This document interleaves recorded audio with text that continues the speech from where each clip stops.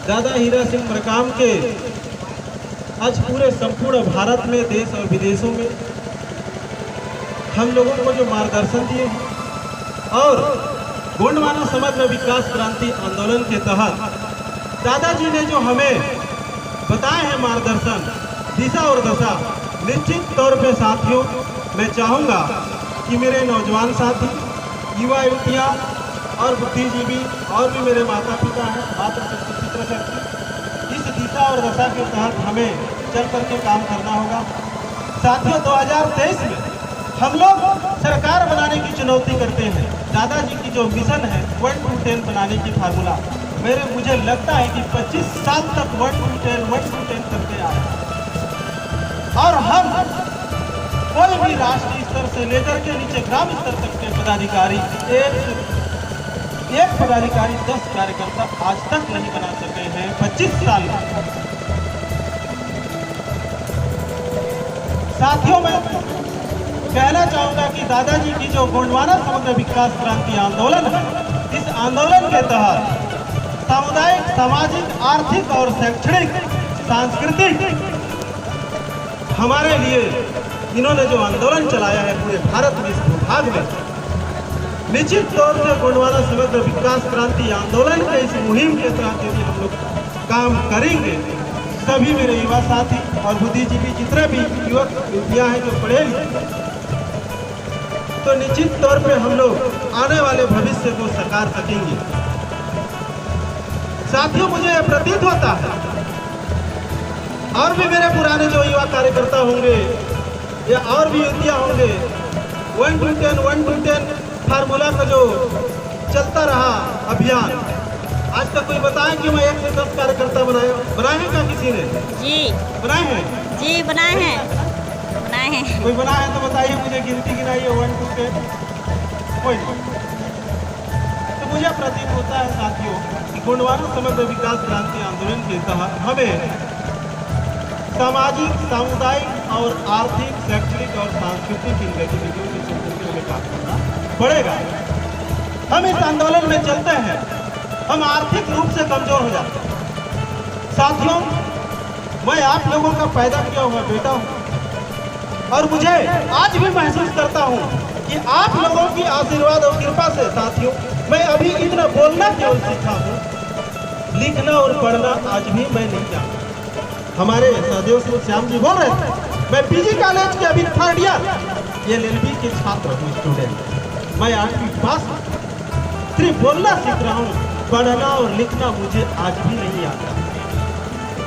तो मुझे महसूस होता है प्रत्येक हमारे कार्यकर्ता इस आंदोलन में चलते हैं, इस पार्टी के काम करने चलते हैं, आर्थिक रूप से कमजोर हो जाते हैं। दादाजी ने इस गोंडवाना समग्र विकास क्रांति के आंदोलन के तहत हम लोगों को बार बार ट्रेनिंग और प्रशिक्षण देते आए। सबसे बड़ी कमी है क्या? आर्थिक। हमारे पास आर्थिक स्थिति इतनी खराब है, हमारे पास पैसे नहीं है, जिस कारण से हम लोग चल नहीं पाते हैं। एक छोटी सी उदाहरण के रूप में भी बताना चाहूँगा कि हमारे कोई भी साथी अगर गोंडवाना की छोटी छोटी साहित्य या पुस्तक बेचने वाले होंगे, बहुत मुश्किल से हम लोग कार्यक्रम में आते हैं, 10 रुपए की पुस्तक नहीं खरीद सकते। अब हम पढ़ नहीं सकते तो हमें जानकारी कहाँ से? और छोटी छोटी समझने की बात है,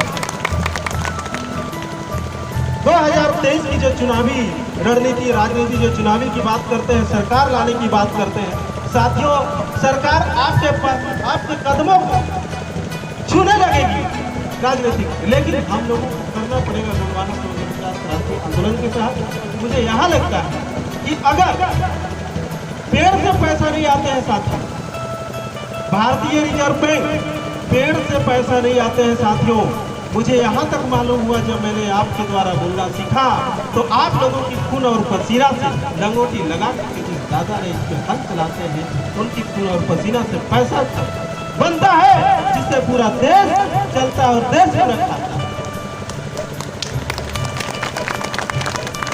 निश्चित तौर से साथियों मैं कहता हूं कि छत्तीसगढ़, मध्य प्रदेश, जितने भी राज्य और पूरे संभाग से, पूरे गांव-गांव से लोग आज मेरे मातृशक्ति, युवा साथी, मित्र शक्ति, मेरे जैसे नौजवान साथी जो आए हैं, बिल्कुल अपने अपने गांव में, अपने अपने प्रदेश में, अपने अपने क्षेत्र में, अपने अपने संभाग में जाइए।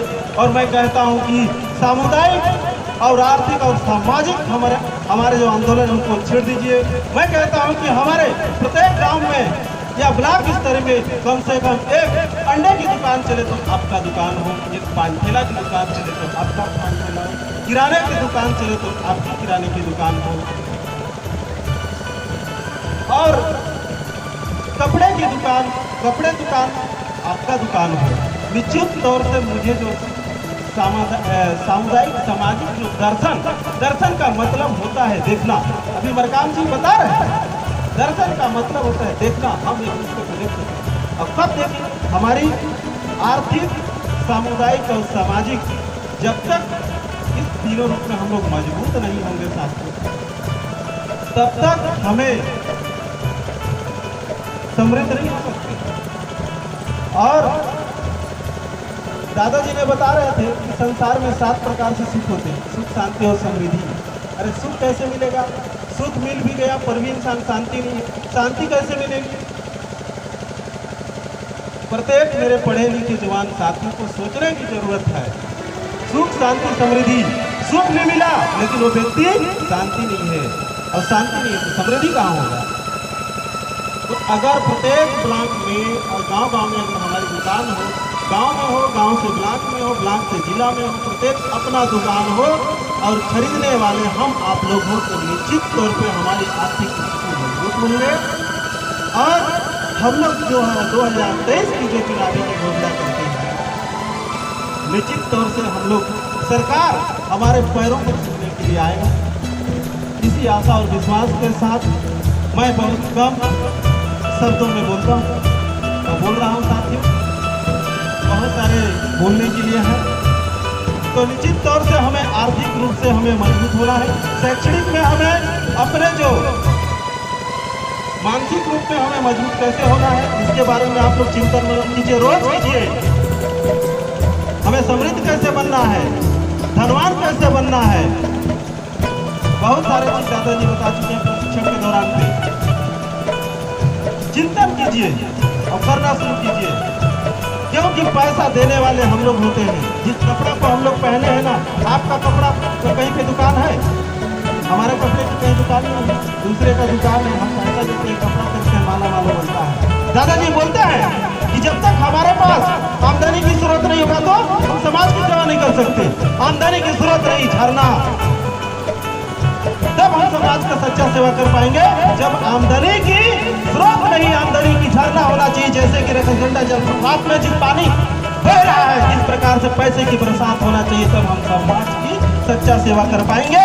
और सच्चा सेवा तभी कर पाएंगे जब पैसे की बरसात होगा। और पैसे की बरसात कब होगा? जब आपका दुकान होगा, आपका फैक्ट्री होंगे, कपड़े का फैक्ट्री हो तो आपका हो, सीमेंट की फैक्ट्री हो तो आपका फैक्ट्री हो, छड़ की फैक्ट्री हो तो आपका फैक्ट्री हो। दुनिया में जब तक बिल्डिंग बनेगा तब तक छड़ की जरूरत पड़ेगी, दुनिया में जब तक बिल्डिंग बनेगी तब तक सीमेंट की जरूरत पड़ेगी, दुनिया में जब तक इंसान जिंदा रहेगा तब तक कपड़ा पहनेगा, कोई नंगा नहीं घूमेगा, तब तक कपड़ा बनते रहेगा, फैक्ट्री वाला माल बनता रहेगा।